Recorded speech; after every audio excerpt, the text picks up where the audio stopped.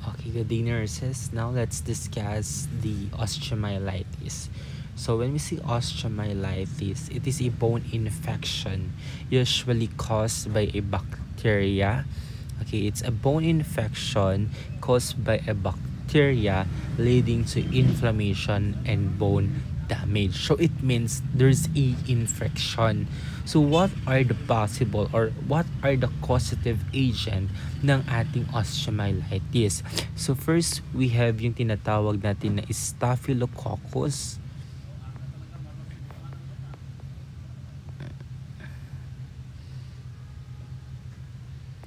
Coccus aureus. Second one, we have your Streptococcus.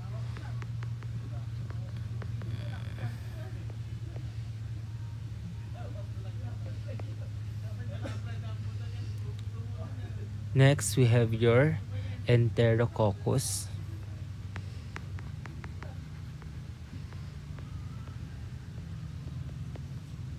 And last one, we have your Pseudomonas.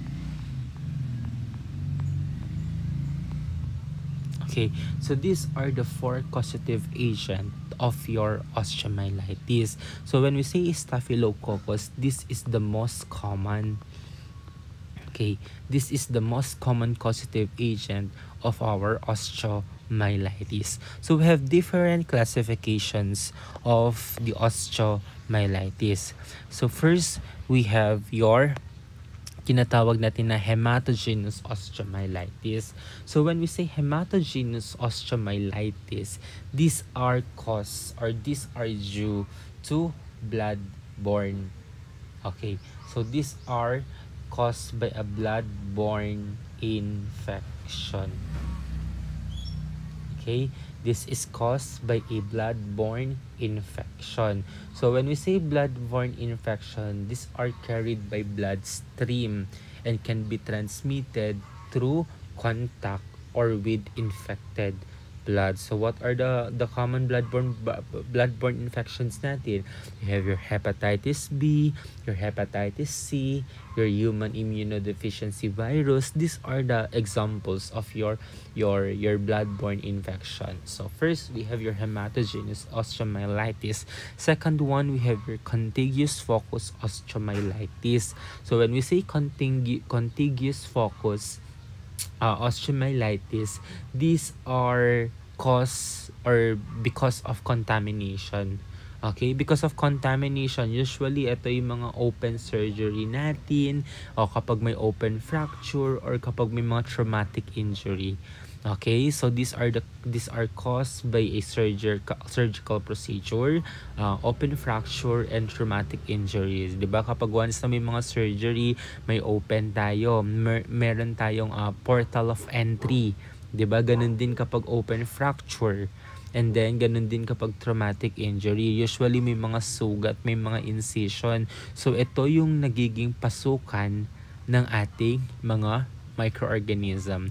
That's why nagkakos ng bone infection or yung tinatawag natin na osteomyelitis. And then last one, we have your osteomyelitis with vesicular insufficiency. These classification, usually nakikita natin yan sa may mga diabetes mellitus. Okay? So may mga patient natin with DM, ano pa? Your peripheral disease. Peripheral vascular disease. Okay, it means yung mga yan, ito yung mga ano natin yung mga hindi na there's insufficient supply of oxygen dun sa may mga affected extremities nila. Okay, so usually itong osteomyelitis with vesicular insufficiency natin most commonly affecting the feet. Okay? So usually paa ang nakikita natin yan. 'Di ba? Nakikita nyo pag may mga diabetes, nangingitim yung mga paa nila. Okay? Nagkakaroon ng yung pagpulok ng kanilang mga paa, lalo na kapag nasusugatan sila. Okay? Kasi necrotize na yun. So there's a insufficient supply of oxygen na doon sa buto nila, kaya mabilis na lang ma-invade ng microorganism yung kanilang buto that can lead to osteomyelitis. So now proceed tayo sa mga risk factors natin. So the number one risk factors, we have your poor nutrition. Why poor nutrition? Because lack of essential nutrients weaken the immune system. Kapag hindi enough yung mga nutrients na nakakain natin, nangihina or pinapahina niya yung immune system natin. That's why kapag ganyan ang nangyayari, parang mahirap, okay, mahirap labanan ng ating katawan yung mga microorganism na papasok sa ating katawan that can lead to infection. Second one, elderly. Diba? Pag elderly yan, usually decrease ng immune system and decrease na din yung tissue repair. Okay? So, kapag once na mayroong fracture siya, ang tagal ng healing process. Kaya mas mabilis siyang, mas mabilis or mas mataas yung risk na i-invade ng microorganism yung kanyang buto. Okay? Elderly. Third one, your obesity. Okay? Your excessive fat impairs circulation.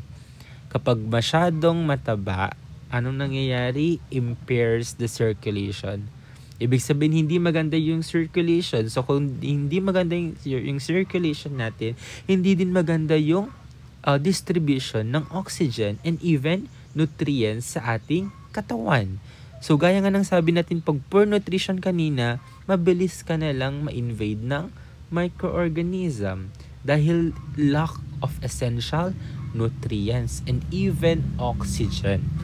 Okay? That is obesity. Next, impaired immune system. Pag mahinang immune system mo, hindi or mahihirapan niyang labanan yung microorganism leading to infection. Next, or number 5, your diabetes. Diba? Pag diabetes yan, increase ang sugar. Pag increase ang sugar natin, dinadamage niya yung mga blood vessel. At ito pa, kapag increase ang sugar, impairs the function of your WBC. Okay, kaya nga mabilis kang mabilis yung infection, 'di ba? Mabilis kang magkaroon ng infection kapag may WBC.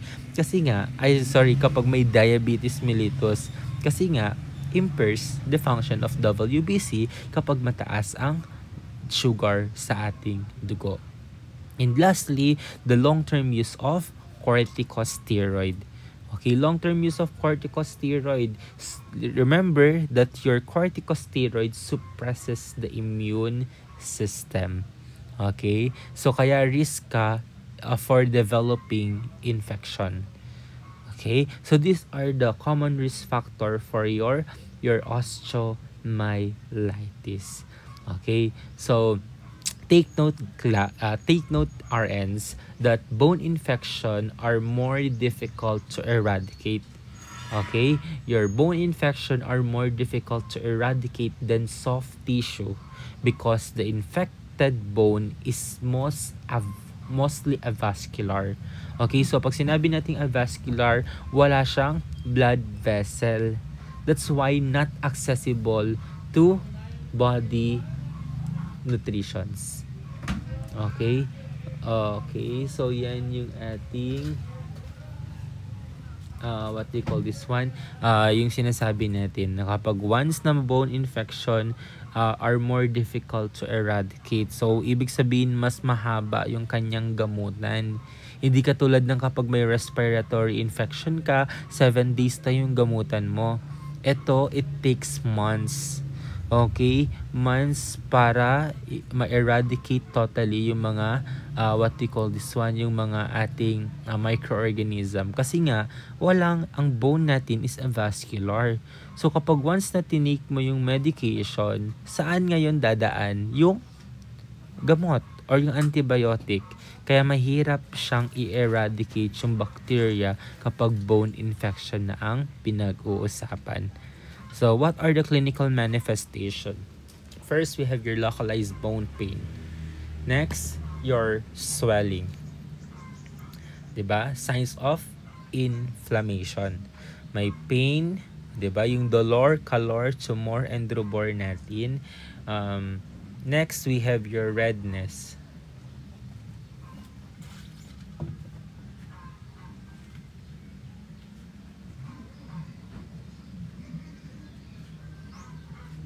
Okay, next, fever and chills. 5, decreased range of motion. 6, wound drainage. Siyempre, merong infection. And then then the last, we have your tenderness over over the bone. So these are the clinical manifestation for your osteomyelitis. Okay?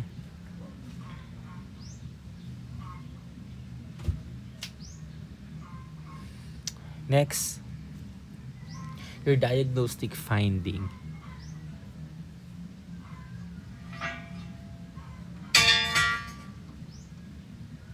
Okay, kapag once na may osteomyelitis tayo, usually kapag blood studies natin, nag-i-increase yung WBC and your ESR. So these are signs of inflammation. Okay? So these are signs of inflammation. So blood studies, nag-i-increase yung WBC, and then yung ating ESR, which means erythrocyte sedimentation rate. So tumataas din yan, sign din na may inflammation tayo. So usually parang ganito yan, parang paano bang ginagawa si ESR. So kapag once na yung tawag nito blood sample, ilalagay yan sa tawag na nito sa test tube. So kapag once na mabilis bumagsak yung yung red blood cells mo, ibig sabihin mataas ang ESR, signs of infection. Next, your medical management. Immobilize the affected part. Next, your pharmacological antibiotics for 3 to 6 months. So make sure na kapag mag-i-start kayo ng antibiotic, make sure nyo lang na nag-undergo siya ng ANST or after negative skin test. Mag-i-skin test tayo. Okay? Mag-skin test muna tayo before nating i-start yung order ni doc na antibiotic to check lang kung meron ba siyang allergy sa gamot. Okay? So, start natin yung antibiotics niya for 3 to 6 months. And then, lastly, your surgical management. Bakit ba nag-a-undergo ng surgical management yung ating pasyente? Usually, surgical management, ginagawa lang yan if the patient does not respond to antibiotic. Okay? So, gagawin lang natin itong surgical debridement na tinatawag natin if the patient not responding to antibiotic. So, yan na ang ating last resort. And then, dun sa immobilize the affected part, so usually ginagawa lang natin yan. Sorry, immobilize, it means wag mong gagalawin. Bakit? To decrease discomfort and prevent pathologic fracture. Okay? To prevent your pathologic fracture.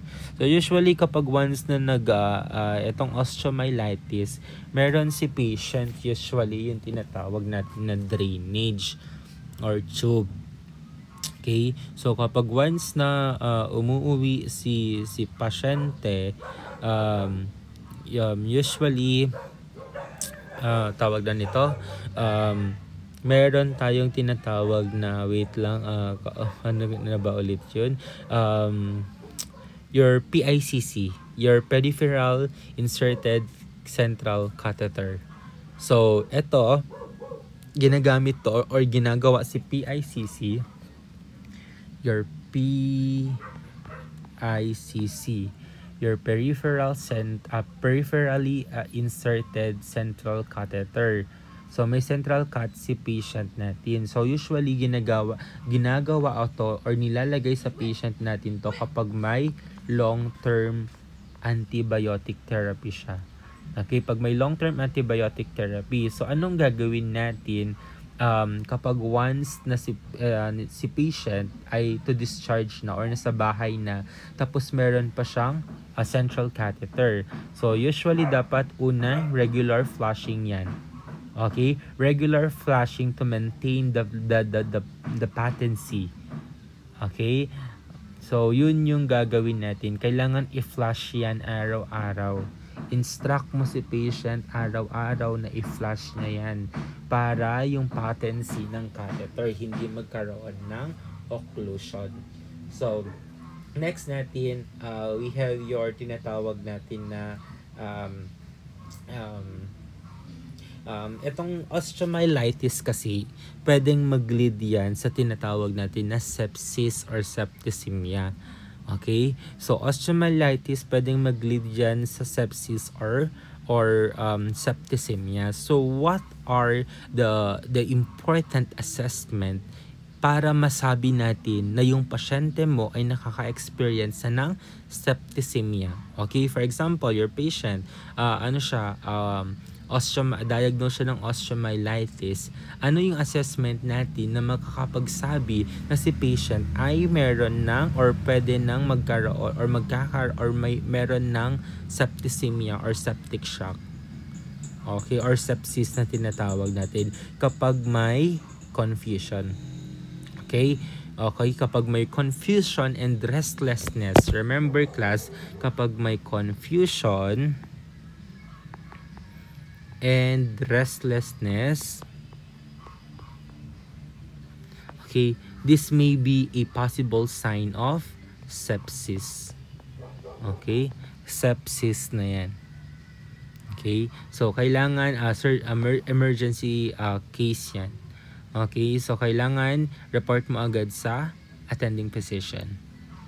So this is your osteomyelitis. Now, proceed tayo sa tinatawag natin na osteoporosis. When we say osteoporosis, bones become weak and brittle due to loss of bone density. Pag sinabi nating bone density, ito yung laman ng ating bone, ng ating buto. These are your phosphorus, your calcium. Okay? So, ito yun, bone density. Okay, so nagkakaroon daw ng loss of bone density. So it means yung calcium natin, yung phosphorus natin, sila kasi yung dahilan kung bakit nagiging strong or nagiging matigas ang ating buto. So kapag once na bumaba or nawala yung bone density natin, ibig sabihin lumalabas daw si calcium at saka si phosphorus sa loob ng buto mo. So, ibig sabihin, nandun sila ngayon sa blood mo. Wala sila sa buto mo. Kaya nangihina or nagiging weak or brittle yung ating buto that can lead to osteoporosis or risk for fracture. Okay, so what are the possible risk factor? So, first, we have your tinatawag natin na 40. Kapag once na 40 years old ka na, remember your wear and tear theory. Okay, kapag matanda na, 'di ba? Masyado na nagamit yung buto, and at the same time, nagdi-decrease na din kasi yung mga what do you call this one? Nagdi-decrease na din kasi yung absorption ng mga calcium sa ating katawan. Kaya nangihina yung buto natin that can lead to osteoporosis. Second one, pagbabae. Babae, may higher risk yan na mag-develop ng tinatawag natin na osteoporosis. Lalo na kapag yan ay nasa postmenopausal. Okay? Kapag ang babae ay nasa postmenopausal stage, may mataas na chance na magkaroon ng osteoporosis. Bakit? Kapag once na may kapag nasa postmenopausal stage ka, nagdi-decrease yung estrogen natin sa ating katawan. Bakit sir? Ano ba ang function ni estrogen?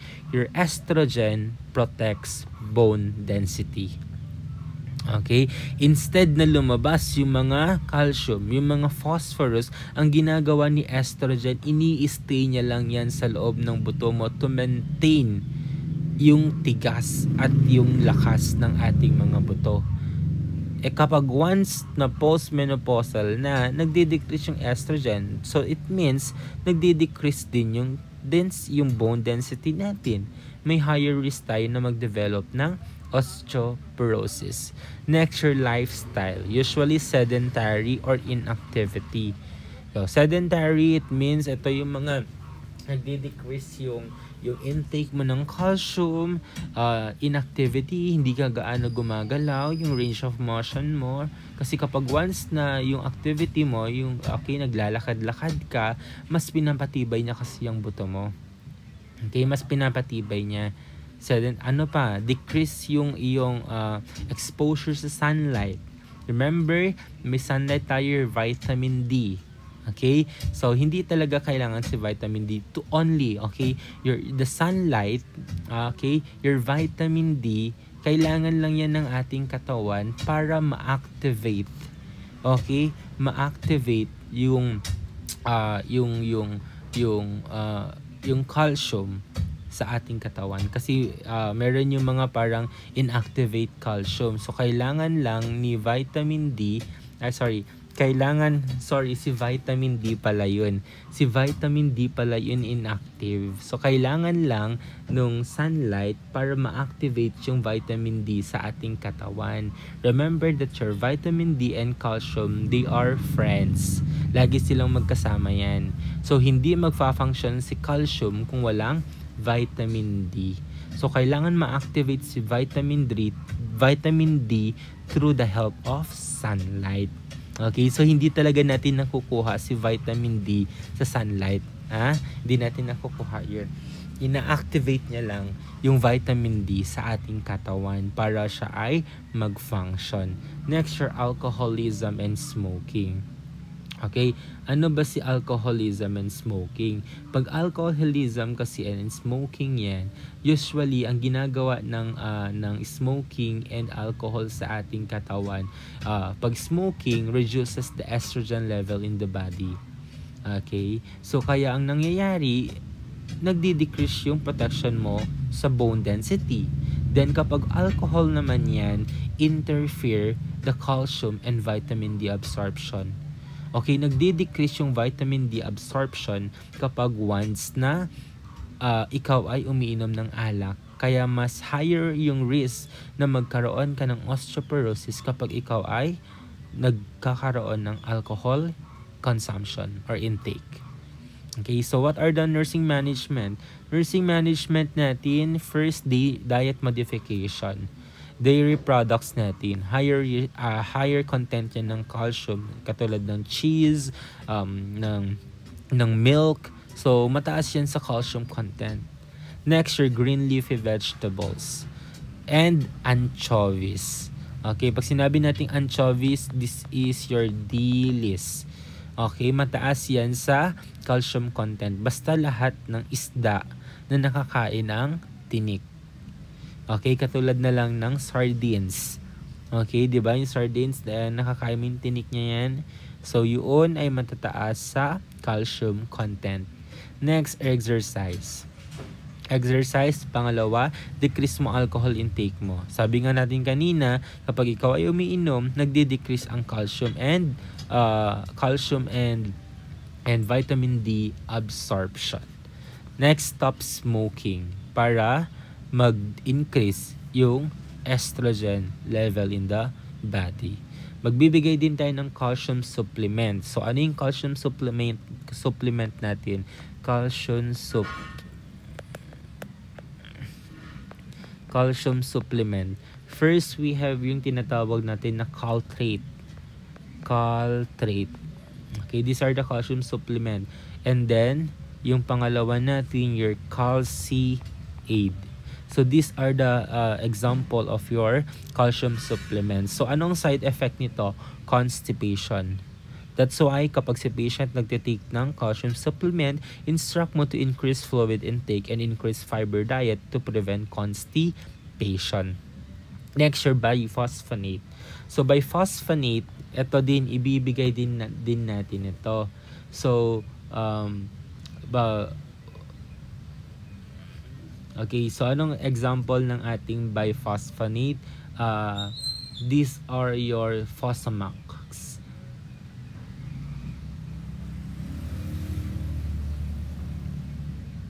Okay, your Fosamax or your alendronate. Okay, wait lang. Alendronate ba yun or alendronate? Okay. So, Fosamax or Alendro. Sorry. So, next year, first we have your Fosamax or your Alendronate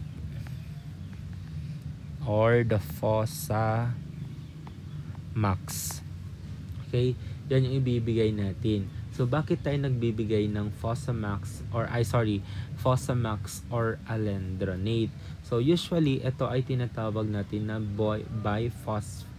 biphosphanate. Anong ginagawa ni biphosphanate sa ating katawan? So, usually, your biphosphanate,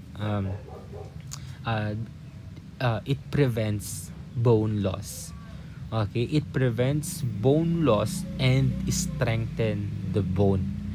That's why binibigay natin yan sa patient natin, your Alendronate or your Fosamax. So ano ang gagawin natin kapag once na magbibigay tayo ng Alendronate? Make sure na instruct mo si patient na iti-take niya lang to during daytime. And aside from that, dapat kapag iinumin ni patient yan, remain in upright position for at least 30 minutes. Remain in upright position for at least 30 minutes. Bakit? Because the side effect of your Alendronate is your esophageal ulcer. Okay, magkakaroon ng esophageal ulcer ang pasyente mo, or pwedeng magkaroon ng esophageal ulcer kapag once na nagtitake ng Alendronate. That's why, sabihan mo si patient, dapat i-take niya yan daytime and remain in upright position 30 minutes after taking Alendronate. And then, last one, nagbibigay tayo ng estrogen supplements. This is only a last resort. Last lang natin yan nagagawin. Bakit last natin nagagawin ang estrogens, hormone supplements? Because your estrogen, kapag nagbibigay tayo dyan, may higher risk in developing breast cancer. Okay? Kaya last mo lang ginagawa si estrogen hormone. So that's all for your osteomyelitis and osteoporosis.